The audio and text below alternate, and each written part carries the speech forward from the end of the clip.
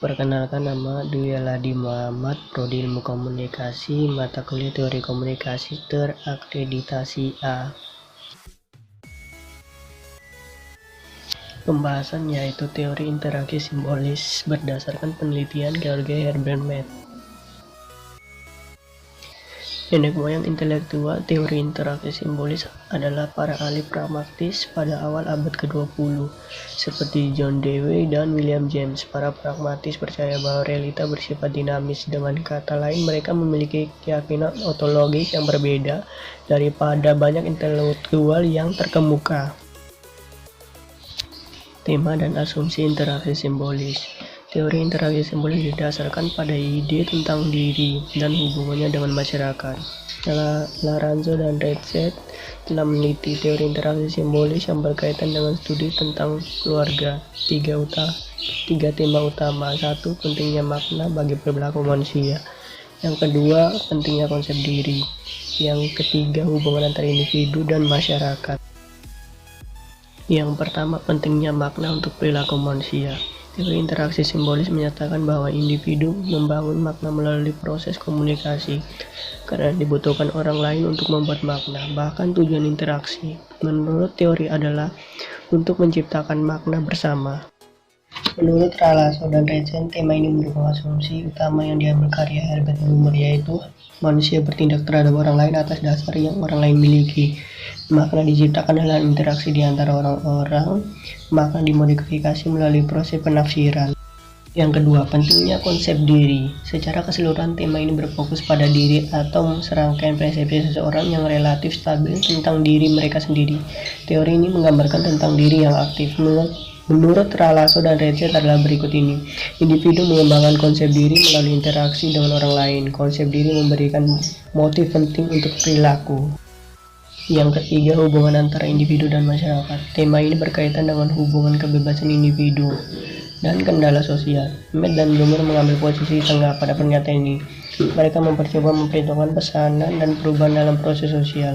Asumsi yang berkaitan dengan tema ini yaitu orang-orang dan kelompok dipengaruhi oleh proses budaya dan sosial. Struktur sosial beroperasi melalui interaksi sosial. Tema dan asumsi yang mendasari teori.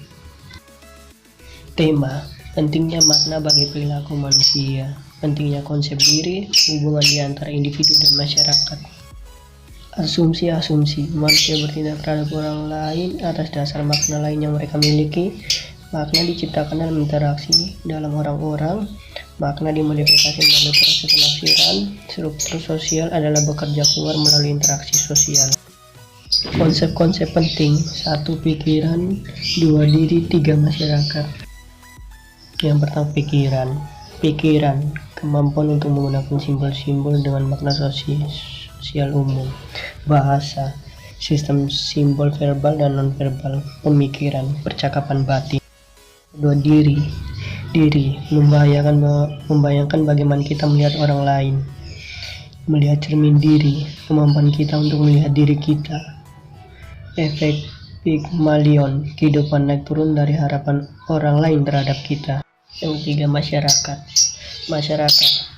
jaringan hubungan sosial manusia menciptakan dan menanggapi orang lain yang istimewa, individu tertentu yang penting bagi kita, orang lain yang umum, sikap keseluruhan masyarakat.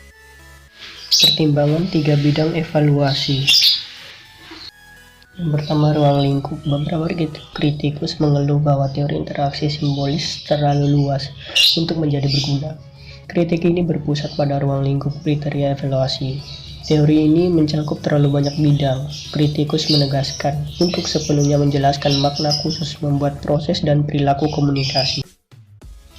Yang kedua, utilitas. Wilayah kedua kritik menyangkut utilitas teori tersebut. Teori interaksi simbolis dianggap tidak berguna karena 2 alasan. 1. Terlalu banyak berfokus pada individu. Dan yang kedua, mengabaikan beberapa konsep penting yang diperlukan untuk membuat kejelasan lengkap. Yang ketiga, kemampuan uji. Berkenaan dengan kemampuan uji, kritikus berkomentar bahwa ruang lingkup teori yang luas ini membuat konsep menjadi jelas. Ketika banyak konsep inti nominal, sulit untuk menguji teori. Respon terhadap kritik ini berpendapat bahwa teori Mead adalah kerangka umum dan bukan kerangka tunggal. Sekian dan terima kasih, semoga bermanfaat.